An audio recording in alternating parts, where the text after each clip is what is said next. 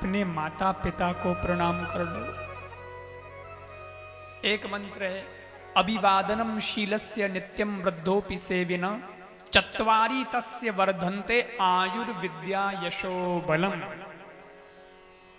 जो अपने से बड़े हैं उनको प्रणाम करता है, उनको कोई सम्मान देता है, तो उनकी चार चीजें बढ़ती है, आयु, विद्या, यश और बल।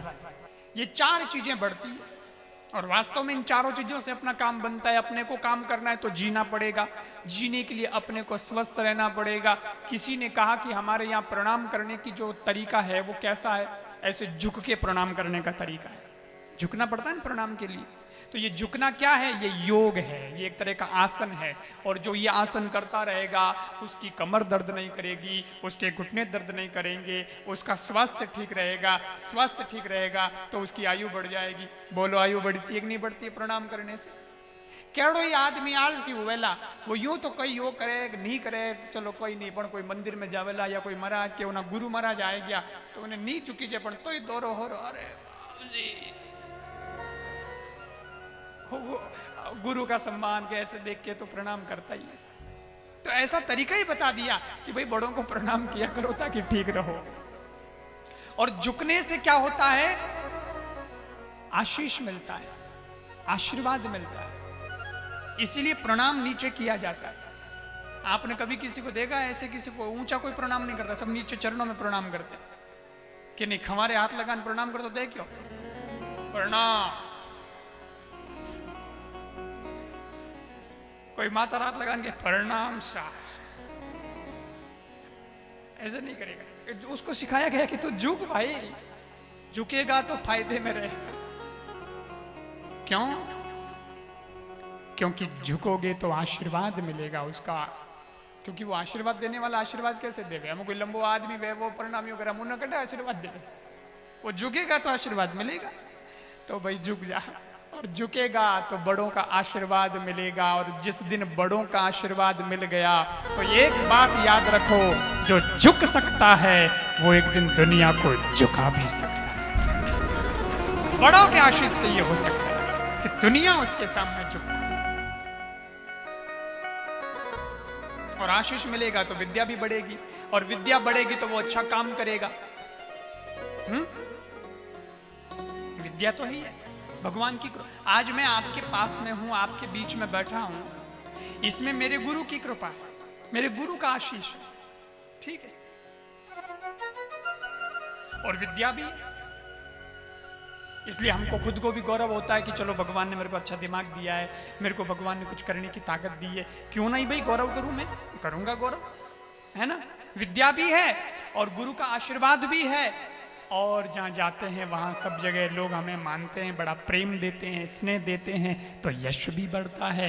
तो जिस दिन आशीष बड़ों का हो, विद्या हो, विवेक हो और सही दिशा में आपकी जिंदगी बढ़ चलती रहेगी, उस दिन यश मांगना नहीं पड़ेगा, यश तो आपके पीछे पीछे चला आएगा।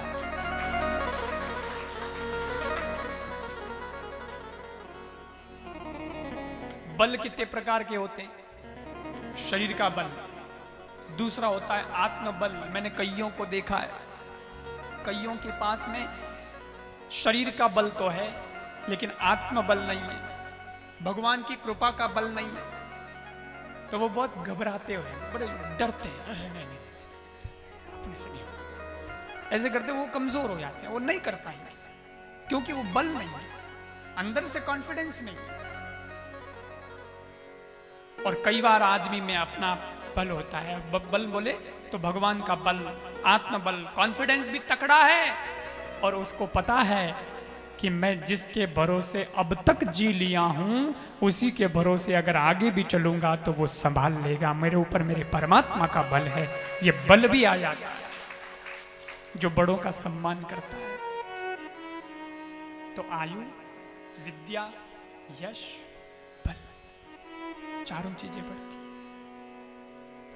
पण हमें तो कई बतावा था नहीं। एक छोरो मिलियो मने तो मन के प्रणाम प्रणाम, मैं क्यों अपने तो रहने दे, मेरे जरूरत नहीं है भाई प्रणाम री, मैं क्यों मेरे मत क्या कर, तो माता पिता को प्रणाम करता है। तो मन कही के पहला कर तो अब को नहीं करूं, अरे मैंने कहा पहले करता अब नहीं करता मतलब? तो बोले पहले करता था।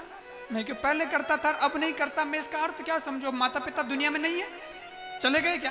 तो बोले नहीं नहीं, जीवता है, बैठा है। तो मैं क्यों पहला करता और अब नहीं करे, मतलब कोई है? तो मन कही गए पहला टाबरा समझता कौन नहीं, जने करता। मैं क्यों? तो हमें तो क्या, हमें बीए फाइनल कर ली महाराज, ग्रेजुएशन कर ली है हमने, और ग्रेजुएशन कर ली है तो हमने सोचा कि अब प्रणाम की क्या जरूरत है, पढ़े लिखे हैं हम तो, ग्रेजुएट हैं हम तो। मैंने कहा रे भले आदमी, विद्या ददाति विनयम, विद्या तो उल्टी विनम्रता प्रदान करती है। तू अगर कॉलेज स्कूल में पढ़ता था तो सर झुका के प्रणाम करता था, आज कॉलेज की पढ़ाई कर ली है तो दंडवत करके प्रणाम करना चाहिए, और ज्यादा झुक जाना चाहिए कि माँ बाप आप ही का तो आशीष है, आप शीश झुके और आशीष मिले, तभी तो आशीष मिलेगा। रामचरितमानस में लिखा है, राम जी को हम क्यों आदर्श मानते हैं, उनको क्यों हम पूजते हैं, क्यों भगवान कहते हैं? क्या था उनमें? उनके 4 हाथ थे क्या? वो कोई चतुर्भुज थे क्या? अपने जैसे ही थे वो, बिल्कुल 2 हाथ। आजकल पिस्टल रिवॉल्वर रखना पड़ता है लोगों को, बड़े लोगों को।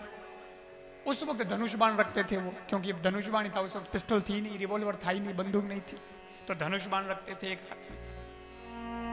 सादा जीवन जीते थे, लेकिन वो उनके अंदर संस्कार ऐसे थे, उनके अंदर गुण ऐसे थे जिसकी वजह से वो आदर्श माने गए। और उनका गुण क्या?